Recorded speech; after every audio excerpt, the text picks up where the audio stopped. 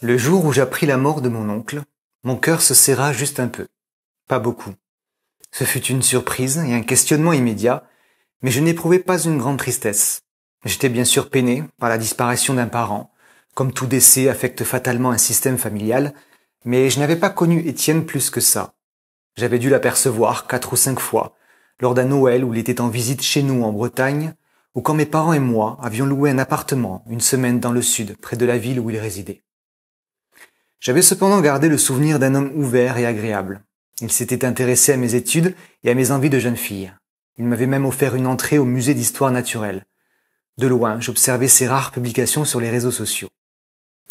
Je n'en savais pas plus sur sa vie que je n'en savais désormais sur sa mort. Ma mère avait affiché une mine désemparée de convenance en m'annonçant qu'Étienne était décédé simplement à la suite d'un malaise.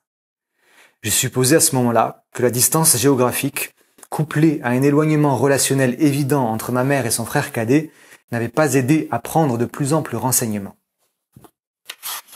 Je décidai aussi poliment de ne pas trop poser de questions, respectant le silence que veut imposer tout processus funéraire. Nous étions partis à la hâte vers la ville de Tenka, où s'étaient déroulées les obsèques. Les 8 heures de trajet en voiture, déjà bien longues en elles-mêmes, furent alourdies d'autant plus par une atmosphère morne. Mon père n'avait quasiment jamais détaché le regard de la route, les mains serrées sur le volant, et ma mère ne semblait pas vraiment vivante, assise du côté passager.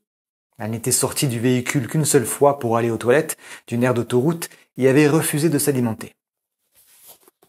Au sortir du crématorium, le ciel azuréen ne présentait aucun nuage, et les moineaux gazouillaient comme pour signaler un heureux événement. J'avais bizarrement apprécié ce voyage qui me donna une douce bouffée d'air méditerranéen. Je n'avais pas pleuré, mais étais resté recueilli, comme une enfant qui attendait la fin de la messe, quoiqu'il n'y eût aucune cérémonie religieuse. Étienne avait pris le soin d'écrire un testament, malgré son jeune âge. Il légua la quasi-totalité de son argent à une association locale de défense de l'environnement. Et tous ses biens allèrent à des amis. Ma mère n'hérita que d'un moindre pécule qui suffit à peine à rembourser notre venue. Je retrouvai ma routine sitôt de retour en Bretagne.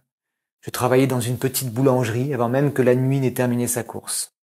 J'aimais ce rythme serein qui me sécurisait. Mon quotidien fut pourtant vite bouleversé lorsque je reçus le premier message post-mortem d'Étienne. Magali, j'espère que ce courrier te trouvera vivante et en pleine forme. Si tu en parcours les lignes, c'est que de mon côté, je ne peux plus en dire autant. Pourvu que mon départ ait été prompt et joyeux, je serais embarrassé de savoir qu'il en a été autrement. Je déteste les au revoir trop pompeux. J'ai voulu commencer à t'écrire, ce jour où je t'ai observé dans le salon de tes parents, alors que je vous rendais visite il y a une semaine maintenant. Tu portais un débardeur et arborais déjà un maquillage discret, embellissant ta jeunesse galopante. Ta voix de jeune femme apostropha aussi ma curiosité. J'y trouvais un timbre doux et une élocution mature. Te voir grandir si vite sans réellement te connaître m'a secoué. Je savais que je ne voulais pas d'enfant, alors je te choisis comme l'adolescente réceptrice de ma paternité réprimée.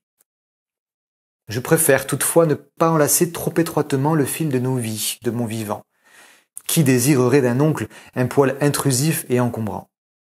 Et puis, j'ai déjà du mal à gérer ma propre vie pour m'impliquer dans une correspondance réciproque qui ne serait que trop occasionnelle. J'aurais peur que les échanges se distancent et se formalisent avec le temps et la gêne.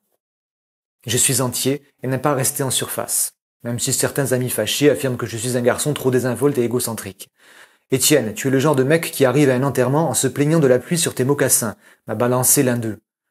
Pour ma défense, ce jour-là, on m'avait promis de me faire rencontrer le patron d'une fabrique de textiles à laquelle je prévoyais de candidater.